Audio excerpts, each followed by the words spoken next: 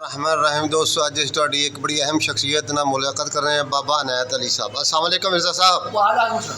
बाबा जी, सब तो पहले तो अपनी उम्र दसो तो अपनी सेहत का राज दसो तो अलहमदुलिल्लाह तुसीं किन्नियां दहाइयां वेखियां, तुसीं पाकिस्तान नूं अपने हाथी बांधियां वेखिया तो वो सारे अज दा ते उस पाकिस्तान का फर्क जरा दसो।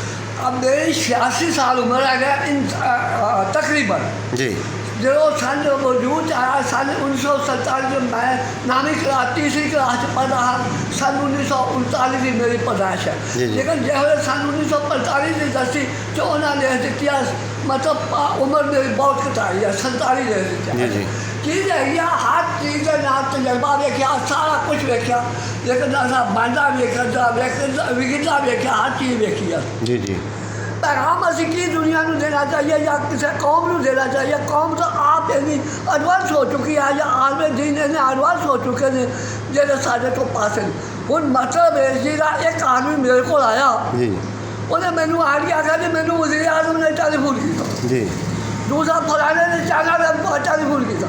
मैं उन्होंने सवाल किया कि मैनू की लभा, मतलब आज जरा झंडा लई फिरते हैं वज़ीर आज़म ने इन्हें करोड़ दिता, ये सानू सूट पालेगा, सानू सूट की वजह से आज़ाद करना पाए। उन्हें मैनू की दिता, नेज़ा चलाया, उन्हें अपनी खातर चलाया, मैनू और की लभा। मुल्क आज़ाद हो गया क्या? मुल्क का कर्जा लथ गया क्या? मुल्क आज़ाद हो गया? मुल्क का कर्जा लाने वास्ते साढ़े को अं दस दिया कि तुहाडे कोल स्कीमां किहड़ियां मुल्क का कर्जा लाना तो दो दिन के मुल्क अल्लाह ताला ने तुहानू जन्नत का टुकड़ा दिता। बेशक मुल्क एक तुहाडा जन्नत का टुकड़ा है। जी जी।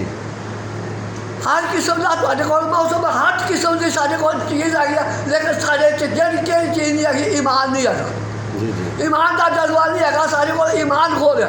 सन 6 सितंबर सन 1947 की जी जंग आई है, 6 सितंबर की 1965 की जंग सब तो अजीम जंग है।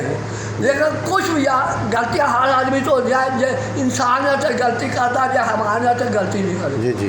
इंसान तो अगर गलती अयूब खान तो हुई, लेकिन दुनिया के तख्ते साढ़े 600 टैंक का हमला आज तक कह नहीं किया। साढ़े 600 टैंक का हमला और पाकिस्तान ने नेस्तो नाबूद करके रहा देता। सुपर ताकत आज तक 650 टैंक का हमला नहीं कर सकती किसी मुल्क रल के 650 टैंक का हमला कर।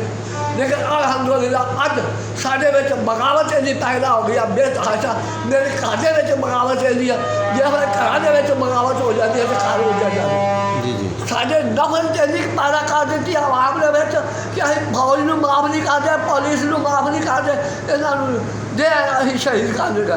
लेकिन जिन्ना घर अपना सही नहीं होता उन्होंने कुछ अपने घर को सही करना पैगा, जो भी है बातें बहुत सारिया कर दिया कि आ कर दिया, लेकिन इन्होंने कोई विजन नहीं है, कोई इन्होंने कोई प्रोग्राम नहीं है कि मुल्क को सही कितना कर सकता कितना नहीं। अच्छा बाबा जी, माशाअल्लाह तुसीं फलाई काम कर रहे जे, तुहाडे विच मुल्क दे वास्ते जज्बा है, हमदर्दी है। तुसीं दसो कि कोई तजवीज़ जो मुल्क किस तरह ठीक हो सकता है, एक हम कर्जे तो सानू किवें निजात हो सकती है? नहीं, कर्जे 6 महीने में कर्जा आज़ाद हो सकता है, लेकिन की ना मौलवी का जरा लैके गया धरना ये को है नहीं कि मंगला डैम को जाके दुनिया में जाके मंगला डैम तैयार करा सकता, जितना रोज का खर्चा नहीं होता तो मंगला डैम से ला देगा। लेकिन नहीं करते थे, मगर लगे जी बिजली का बिल उठाओ, जो मंगला डैम बन गया बिजली बिल ऑटोमेटिक कर।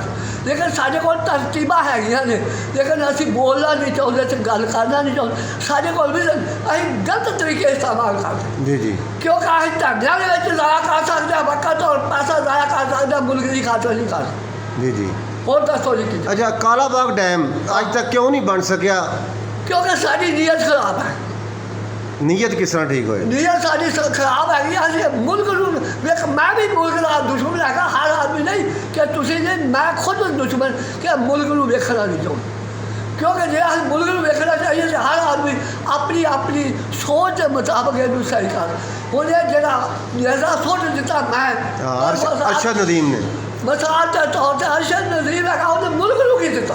मैनू दस दो कि करोड़ों रुपये वो लै गया तो लै गया, वो लै गया सानू गया अं वो पैसा जो करोड़ों रुपये दिता हुकूमत ने, नवाज शरीफ ने दिता, मरियम नवाज ने दिता, किसी ने भी दिता। गिरफ्तार करना तो लै दो, मैनू कोई परवाह नहीं।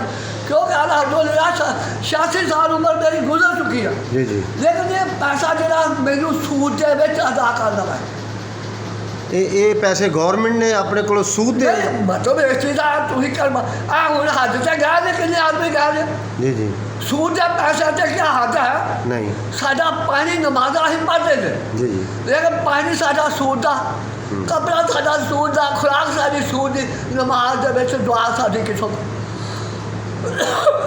ਬਹੁਤ ਸ਼ੁਕਰੀਆ